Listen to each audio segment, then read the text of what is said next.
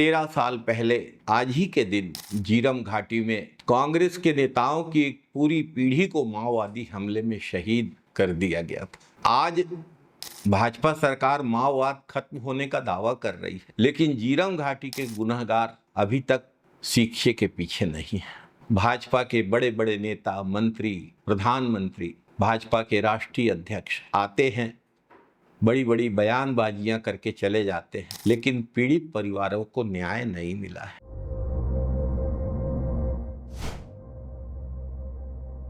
पच्चीस मई 2013 को छत्तीसगढ़ में झीरम घाटी में कांग्रेस की परिवर्तन यात्रा पर माओवादियों ने हमला किया था। ठीक उसी जगह हमला किया था जहां पर भाजपा की सरकार ने सुरक्षा नहीं दी थी। इस हमले में कांग्रेस के दिग्गज नेता श्री विद्याचरण शुक्ल, श्री नंद कुमार पटेल, श्री महेंद्र कर्मा, श्री दिनेश पटेल, श्री उदय मुदलियार, श्री योगेंद्र शर्मा जैसे अनेक नेता और पुलिस के जवान शहीद हुए थे। झीरम घाटी में हुआ परिवर्तन यात्रा पर माओवादी हमला बहुत सारे सवाल खड़े कर गया है। सबसे बड़ा सवाल, भाजपा सरकार ने इस परिवर्तन यात्रा को सुरक्षा देने में इतनी लापरवाही क्यों बरती। कुछ ही दिन पहले तत्कालीन भाजपा सरकार के मुखिया की विकास यात्रा के लिए उसी क्षेत्र में हजारों सुरक्षा कर्मी तैनात किए गए थे, तो कांग्रेस की परिवर्तन यात्रा के लिए सुरक्षा कर्मी उसी दिन क्यों नहीं थे, ठीक उसी जगह क्यों नहीं थे। सुरक्षा में जानबूझकर भूल की गई, चूक की गई, माओवादियों को मौका दिया गया। परिवर्तन यात्रा पर हमले को लेकर खड़े हुए सवालों का जवाब आज तक नहीं मिला है। सवाल अपनी जगह खड़े हैं। राष्ट्रीय जांच एजेंसी एनआईए को इस मामले की जांच सौंपी गई, लेकिन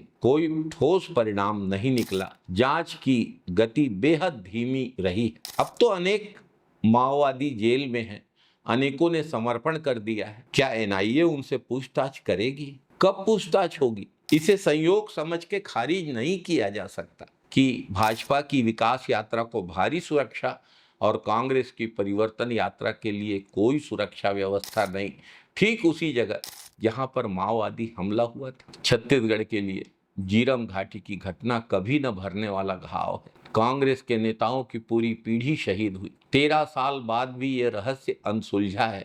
एक सवाल सबके जेहन में आज भी कौंधता है, इतनी संवेदनशील जगह में पर्याप्त सुरक्षा भाजपा सरकार ने क्यों नहीं मुहैया कराई। 2013 में जब ये घटनाक्रम हुआ तो प्रदेश में भाजपा की और केंद्र में कांग्रेस की सरकार थी। कांग्रेस की सरकार ने केंद्रीय एजेंसी एनआईए को जांच का दायित्व सौंपा, तो भाजपा सरकार ने 2 वरिष्ठ पुलिस अधिकारियों को नोडल ऑफिसर नियुक्त किया, जिन्होंने लगातार जांच में बाधा डालने का ही काम किया। 2014 में केंद्र में भाजपा की सरकार आई और उसके बाद जांच हुई ही नहीं। श्री उदय मुदलियार के बेटे श्री जितेंद्र मुदलियार ने एनआईए की जांच में लापरवाही को लेकर छत्तीसगढ़ पुलिस में जांच की मांग को लेकर सर्वोच्च न्यायालय तक उन्होंने लड़ाई लड़ी। सर्वोच्च न्यायालय ने घटना की जांच के आदेश छत्तीसगढ़ पुलिस को दिए, लेकिन अब प्रदेश में भाजपा की सरकार आ गई है और पीड़ित परिवारों की न्याय की उम्मीद लगातार धूमिल होती जा रही। जिन्होंने सुरक्षा नहीं दी, जिन्होंने जांच में अड़ंगा डाला, जिन्होंने सही तरीके से जांच नहीं होने दी, अब उन्हीं के हाथ में छत्तीसगढ़ पुलिस और प्रशासन की बागडोर है। न्याय मिलना निरंतर कठिन होता जा रहा है। जिन पर सुरक्षा की जवाबदारी थी, उन्होंने सुरक्षा नहीं दी। जांच की जिन पर जवाबदारी थी, उन्होंने उचित तरीके से जांच नहीं की। मन व्यथित है ये देखकर। आखिर क्या गुनाह था कांग्रेस के इन वरिष्ठ नेताओं का? क्या गुनाह था उनके परिवारजनों का? वे तो लोकतांत्रिक तरीके से प्रदेश की भाजपा की विफल हो चुकी सरकार के खिलाफ एक परिवर्तन यात्रा निकालकर जन जागरण कर रहे थे, जो लोकतंत्र में विपक्ष का अधिकार है। भय, भूख और भ्रष्टाचार मुक्त छत्तीसगढ़ के निर्माण के लिए काम कर रहे थे, प्रजातंत्र की रक्षा के लिए काम कर रहे थे।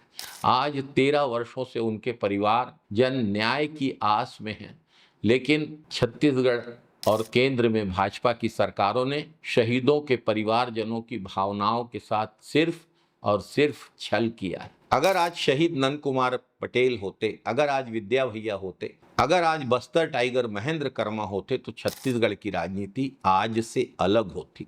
भाजपा लगातार 12-13 वर्षों से विपक्ष में होती। एक बहुत बड़ा आपराधिक राजनीतिक षड्यंत्र करके इस हमले को अंजाम दिया गया। भाजपा के बड़े बड़े नेता आते हैं, भाषण देकर जख्म कुरेद कर चले जाते हैं। मोदी जी ने धमतरी में 2014 में जीरम के पीड़ितों को न्याय दिलाने का वादा किया था, वह वादा आज तक अधूरा है। जेपी नड्डा जी आए, बोलते हैं कि जीरम हमले में कांग्रेस शामिल थी। जीरम घाटी की घटना की जानकारी और अंदर की खबर कोई और नहीं दे रहा था, उनके बीच के लोग ही अपने लोगों को मरवाने के लिए लगे हुए थे और नक्सलवाद से संपर्क कर रहे थे। उनके पास सबूत पड़े हुए हैं, लेकिन भाषण देने वाले सबूत नहीं दे पा रहे हैं। भाजपा के नक्सल प्रेम की पोल तो आईपीएस केपीएस गिल ने खोल दी थी। जब उन्होंने भाजपा सरकार को नक्सलवाद खत्म करने का ब्लूप्रिंट सौंपा था, तब भाजपा सरकार ने कहा था वेतन लो और मौज करो। कौन जीरम का सच छिपा रहा है, सबको पता है। कौन नहीं चाहता कि जीरम का सच सामने आए, सबको पता है। घटनाक्रम स्पष्ट रूप से भाजपा की ओर इशारा करता है। जख्मों को कुरेदने का काम भाजपा के नेता करते हैं, लेकिन सेंट्रल एजेंसी, राज्य पुलिस सब भाजपा के हाथ में है। नड्डा जी के पास तो सबूत भी है। आज तक जीरम के पीड़ितों को न्याय क्यों नहीं दिला पा रही है भाजपा? हर बार भाजपा के नेता जख्मों को कुरेदने का काम करते हैं।